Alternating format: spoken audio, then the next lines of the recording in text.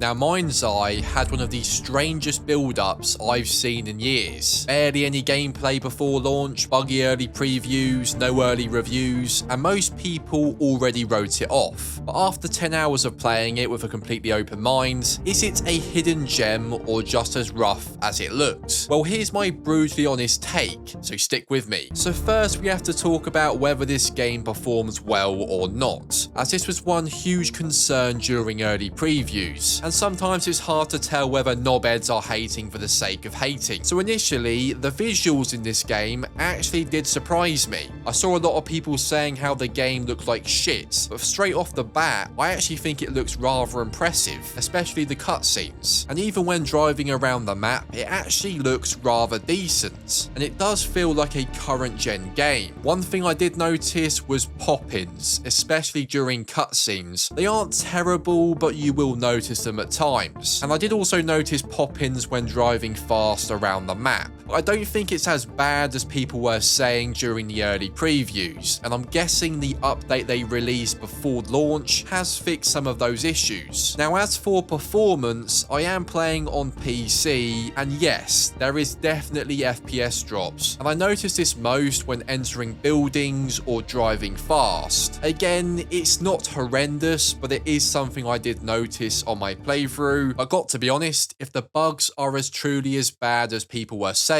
none of this matters. Is Mindseye truly a buggy mess? Well, in my experience, I definitely did encounter some. I don't know how much longer this car will hold out.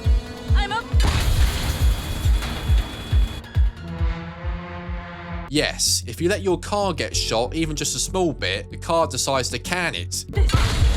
I feel like they need to improve the car's durability during this mission, as people who are amateur hour at video games are going to seriously struggle. Also, Jacob's undetected tailing skills need studying. Trying to be super sneaky tailing this guy in a drone for Jacob to be ramming him up the arse. I did encounter other small bugs during my playthrough, but nothing as bad as mentioned in the early previews. But you also have to keep in mind that the build you're seeing on screen is before the day 1 or day 2 patch. So I would expect certain things to be cleared up by then. And apparently the PC version is the most stable. I have no idea how true that is, but I am personally playing the PC version and it wasn't too bad. So the game's foundation certainly isn't perfect, but let's now talk about the gameplay, because this is where things get a little messy, but also surprisingly interesting. So first, the driving. I really wasn't expecting anything special, but to my surprise, it actually feels pretty decent for the most part, and balances arcadey with somewhat realistic rather well. As someone who's normally a complete tart with driving mechanics in games like this, it's actually not bad, but I'm personally not a fan of having a goddamn timer when driving to missions, as it feels like something from The Simpsons Hit and Run. Just a little pet peeve, but it is something I noticed and kind of pissed me off. I also find it strange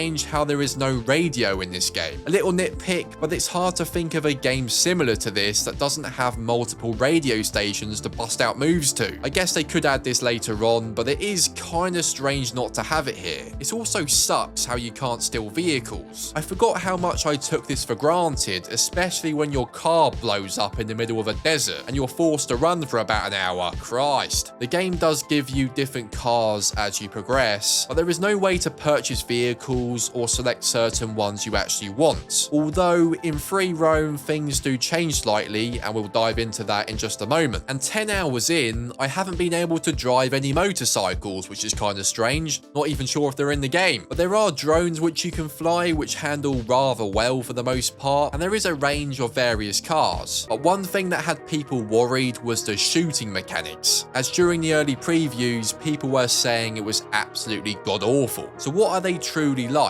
Well, I went into it with my expectations on the floor, and I'll be honest, at the start I was honestly surprised. The cover system works well, shooting feels responsive, but as you progress, enemy AI certainly isn't polished and feels extremely robotic. At times you'll see them standing around waiting to be shot, and all enemies are instant kill from headshots, which isn't bad I guess, because if you get shot in the head in real life, you're dead. But the way they ragdoll and fall to the ground sound looks kind of strange. There also isn't a whole lot of blood and gore, but that isn't personally a deal breaker for me, but it is something I like to have. But I do find it a shame how there is no melee combat whatsoever. Even if you touch noses with the enemy, you can't deliver a swift right hand or a headbutt, and it's hard to think of a game that doesn't allow you to do this. It's not the end of the world, but it would be nice to murk people with your gun if you're up close with enemies. Eventually, you'll encounter robots, which can be a nightmare, until you unlock the sniper rifle, which pretty much one-shot kills them, making most enemies, aside from the OP to shit drones, rather easy to kill in this game. But it does balance that by having a lot of enemies on screen at once. But what I did find disappointing was the lack of variety. It's hard to tell any of the machine guns apart. The shotgun feels pretty generic, and the default pistol you get given is absolutely piss poor. There is nowhere to buy guns or select loadouts, so you pretty much just have to run over to every enemy body to loot them, ensuring you have enough ammo to finish the mission, which really isn't that ideal. But one unique thing you do get which does switch things up is the little bot you unlock. This allows you to stun enemies, make enemy bots a friendly, and even shoot grenades. But it's not something to write home about, but it is nice to have, and it does mix up the gameplay a bit, as otherwise you're just going to be shooting at heads 24/7. What I did find overly difficult and frustrating as hell was the mini games. My controller almost got smashed to bloody bits.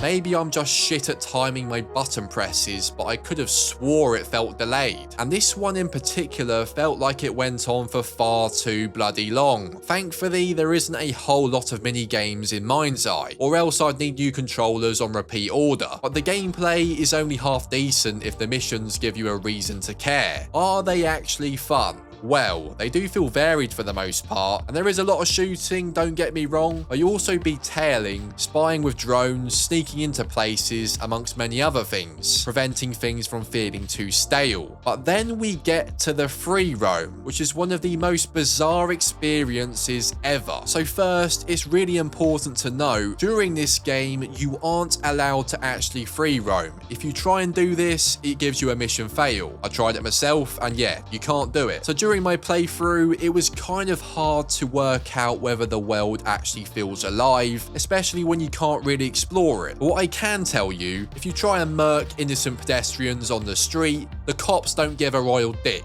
Yeah, there's no cops in this game. You can literally murder anyone you want and no one comes after you. I'm guessing this is something they might add later on. I honestly have no idea. But this has to be one of the only games I've played where the cops literally don't give a shit. There is also no map in this game, so you can't really see where you are in relation to the actual world, but there is a mini-map, and without this, you're absolutely munted. Luckily, this will tell you where to go, but I do find it strange how there is literally no map you can see in this game. But what I did find really surprising is, despite being so restricted, aspects of it do feel somewhat alive, at least from what I've seen anyway. When driving down streets, you'll actually see a lot of traffic on the road, which is great, especially for world building. I hate it when games have like 1 or 2 cars down a busy street. It seriously pisses me off. But you will notice a lot of cars on the roads at times, which is pretty good. And when you're driving to a particular mission, you will see NPCs doing human-like things. So it does feel somewhat alive, which I was kind of surprised by, especially considering this feels more like a linear story game. And another thing that did surprise me is the actual sheer size of this world, especially when you're driving from certain missions to another. It feels actually pretty damn big, and it can go on for a while when you're driving. It feels like you're driving for about 40 minutes for Christ's sake, but not in a bad way. This isn't a small map by any means, and I just wish we could actually see how it looks. For some reason, I was expecting a tiny condensed map, but that isn't actually the case. So eventually, you will unlock free roam, and this is where things got truly weird. So going into this mode, I was expecting to finally see a map, so I know where the hell I am, and also where I can explore. But to my surprise, there still isn't one. And not only that, free roam feels utterly bizarre. In this mode, you do actually have a safe house you can explore, store, but as you leave this, luckily you can call for your vehicle, which does get delivered to you, which is incredibly handy because I don't fancy doing about 80 full marathons. And when driving around, I did notice these icons on the map, so I decided to drive to one of them. They turn out to be random side quests that you can do to keep yourself busy, and they're pretty much like the ones that appear during the story, which also involve playing as a different character. So I do think this free roam mode does need some work, but I do believe it will be expanded as the game gets more updates. But right now, it's one of the strangest free roam experiences I've ever seen. Okay, so with all that being said, we then get to the core of the game, the skeleton of Mindseye, the story. And this is vital to get right, considering it's marketed as a story-focused game. So you play as Jacob, a guy who seems like your typical bloke at first, until everything around him starts falling apart, whilst characters give the chip in his neck the regular side-eye. The story throws you into a world that blurs the line between simulation and reality, as Jacob starts experiencing some funny turns. And the game does a good job of making you want to figure out what the hell is going on. And Jacob's acting is pretty solid, and he pretty much carries the whole story. The side characters are alright, I guess, but they are nothing to write home about, and yeah, they're kind of just average. What I would say about the story is it's no Shawshank Redemption, but it's certainly not the worst, and it's definitely one of the stronger aspects of this game, and it does actually have a unique tone and feel to it. So then, with everything being said, is Mindseye really worth your time? This game looks impressive,